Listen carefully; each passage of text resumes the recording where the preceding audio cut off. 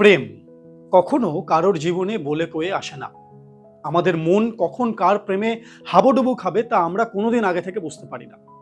আগামী 15ই মে world family day অর্থাৎ বিশ্ব পরিবার দিবস। এই দিনকে মাথায় রেখে আমাদের আজকের এই স্মার্ট সল্টলেকের বিষয় সাস্টেনেবল লাভ লাইফ অর্থাৎ স্থায়ী প্রেমের সম্পর্ক।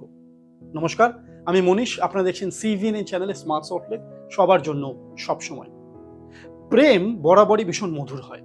বিশেষ করে প্রথম ভালোবাসার যে অনুভূতি তা প্রত্যেকটি মানুষের জীবনে একটি আলাদা এবং বিশেষ জায়গা তৈরি করে থাকে। সেই সময়ে আমাদের সেই চোখে হারানো সঙ্গীটির জন্য, ভালোবাসার মানুষের জন্য আমাদের বুক বরাবর দুরদুরু করে। এবং যখন আমরা প্রথম প্রেমে পড়ি সেই সময়ে প্রত্যেকটি মুহূর্তে আমাদের সেই চোখে হারানো ভালোবাসার মানুষটির জন্য আমাদের বুক সব সময় দুরদুরু করে। আমরা আমাদের সঙ্গীকে নতুন নতুন উপহার দিয়ে চমক দিতে চাই।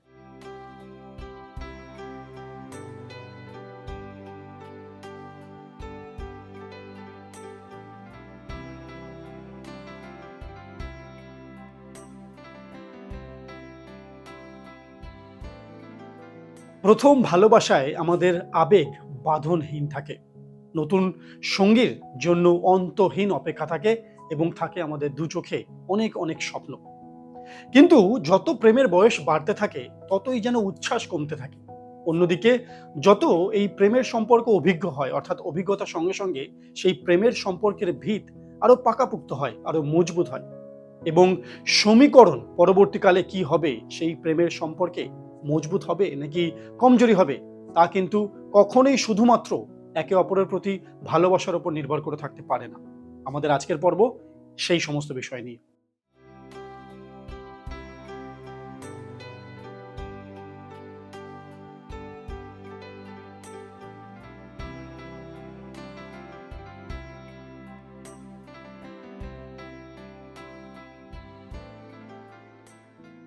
অনেকেই বলেন এবং মনেও করেন যে আগেকার দিনে একবার সম্পর্ক জোড়া লাগলে তা সহজে ভাঙতো না।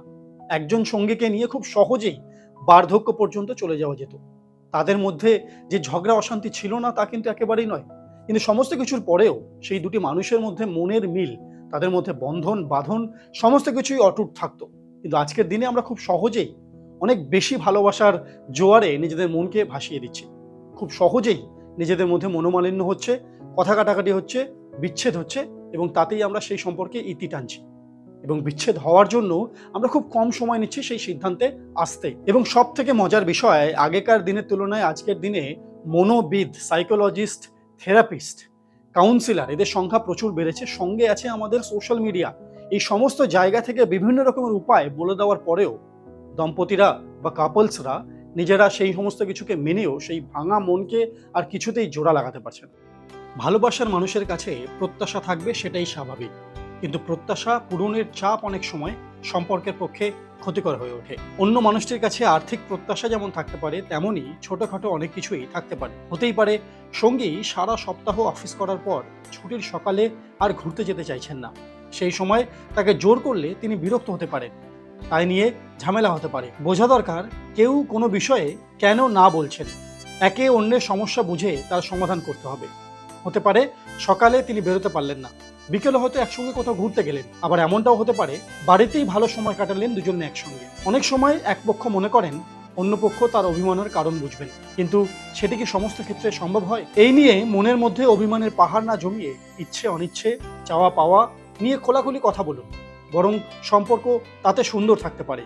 আবার গিন্নি ভালো রাঁধলে প্রাণ খুলে প্রশংসা করুন। কর্তা যদি ভালো মাছ চিনতে পারেন, ভালো বাজার করতে পারেন, এটাও কিন্তু গুণের মধ্যে পড়ে। একসঙ্গে নতুন কিছু শেখা বা নতুন অভিজ্ঞতা অর্জন করা সম্পর্কের জন্য খুবই ইতিবাচক।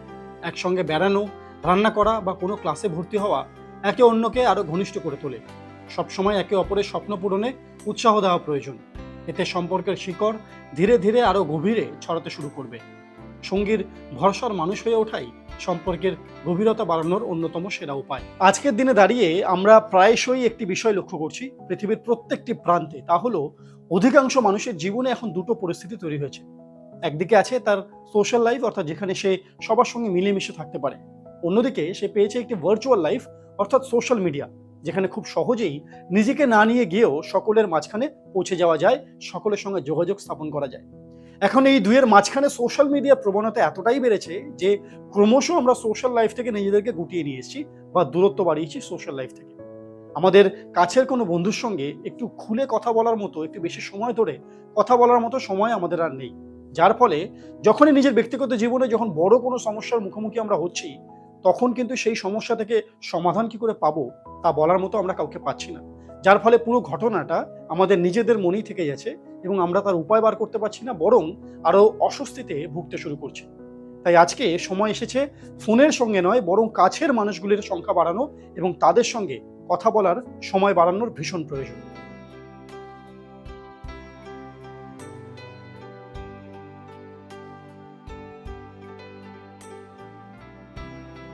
কিন্তু প্রেমের সাথে পরিবারেরও একটি সম্পর্ক আছে। পরিবার ভালো থাকলে প্রেমও ভালো থাকে।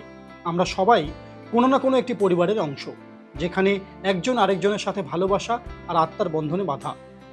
আর্থসামাজিক বাস্তবতায় যৌথ পরিবার ভেঙে নিউক্লিয়ার পরিবার তৈরি হচ্ছে। এখন একক পরিবার হলেও শিশুর বেড়ে ওঠা, জীবন ও মূল্যবোধ তৈরি করে দেয় এই পরিবারই। একটি যৌথ পরিবারে আনন্দ, দুঃখ, মান, অভিমান যেমন থাকে, তেমনই থাকে নির্ভরতা।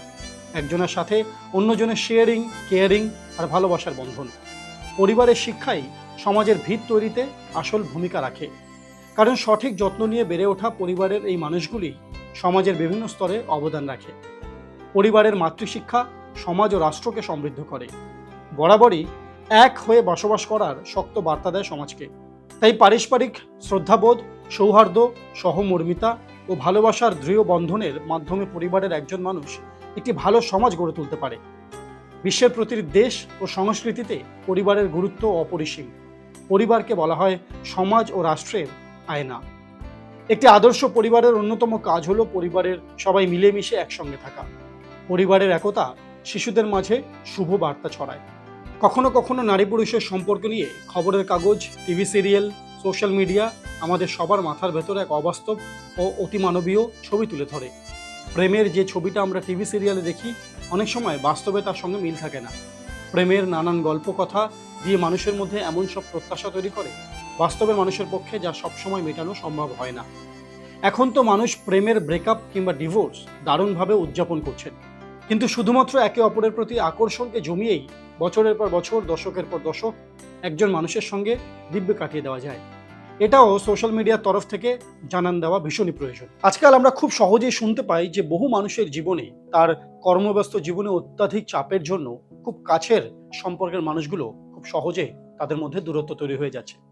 সপ্তাহের শেষে আড্ডা, গল্প গুজব, একটু মজার জন্য আমাদের আশেপাশে আমরা কাউকে পাই না। তাই পুরো সময়টাই কর্মজীবনে না লাগিয়ে একটু চেষ্টা করতে হবে আমাদের ব্যক্তিগত জীবনের যে মানুষগুলো খুবই গুরুত্বপূর্ণ, আমাদের বন্ধু বান্ধব, আত্মীয় স্বজন, পরিবার পরিজন, এদেরকেও সময় বার করে এদের সঙ্গে কথা বলা এবং খুব ভালো কিছু মুহূর্ত কাটানো। এছাড়াও আমাদের চেষ্টা করতে হবে আমাদের আশেপাশেরই বিভিন্ন রকমের পাড়া বা ক্লাবের বিভিন্ন রকমের সংগঠন, এছাড়াও সামাজিক কাজের সঙ্গে যদি নিজেকে যুক্ত করা যায়, তাহলে আমাদের মন ভালো থাকবে এবং খুব সহজেই আমরা দূরে রাখতে পারবো অবসাদ, একাকিত্ব এবং দুশ্চিন্তার মতন গুরুত্বপূর্ণ বিষয়গুলিকে। ভালো খারাপ বা দোষে গুণে মিলিয়ে মিশিয়ে মানুষ তৈরি হয়। জীবনে চলার পথে কোনো ভুল করে ফেলতে পারেন সঙ্গী, তা নিয়ে চুলচেরা বিচার বিশ্লেষণের বদলে একে অন্যকে সমর্থন করা, একে অপরকে সুযোগ দেওয়া, পাশে থাকা বুঝিয়ে দিতে পারে দুজনের মধ্যে ভালোবাসা কতটা গভীর। দীর্ঘ সম্পর্কে চড়াই উতরাই থাকবেই। সেই পথে দুজন যদি দুজনের হাত ধরে থাকেন, আপদে বিপদে যদি একসঙ্গে চলার মানসিকতা রাখেন, তবেই বুঝে নিতে হবে সেই সম্পর্কে মানসিক নিরাপত্তার কোনো রকম অভাব নেই। ভি টাইমের প্রয়োজনীয়তা বেড়েছে। ভি টাইম অর্থাৎ পরিবারের বাবা মা, ছেলে মেয়ে, এই সমস্ত কিছুর বাইরেও একে অপরের, স্বামী স্ত্রীর একে অপরের হয়ে ওঠা, একে অপরের কথা বোঝা, একে অপরের কথা শোনা, এই সমস্ত কিছুই ভি টাইমের মধ্যে পড়ে। কারণ একটি পরিবারের ভিত মজবুত করে সেই দম্পতির সম্পর্ক, সেই দম্পতি একে অপরের সঙ্গে কিভাবে সময় কাটাচ্ছে সেই সমস্ত কিছুর ওপর। তাই পরিবার পরিজন, আত্মীয় স্বজন, ছেলে মেয়ে সমস্ত কিছু সামলে একটি দম্পতির অর্থাৎ স্বামী স্ত্রীর অবশ্যই প্রয়োজন সমস্ত কিছুর মাঝখান থেকে নিজেদের জন্য সময় বের করে আনা। এবং একমাত্র এইভাবেই কিন্তু সেই স্বামী স্ত্রীর আগামী দিনে যা অপেক্ষা করে আছে, তাদের আগামী দিনের পরিবারের ভিত আরো মজবুত হতে পারে। এবং রীতিমতো সেই সম্পর্ককে লালন পালন করতে হয়, আগলে রাখতে হয়।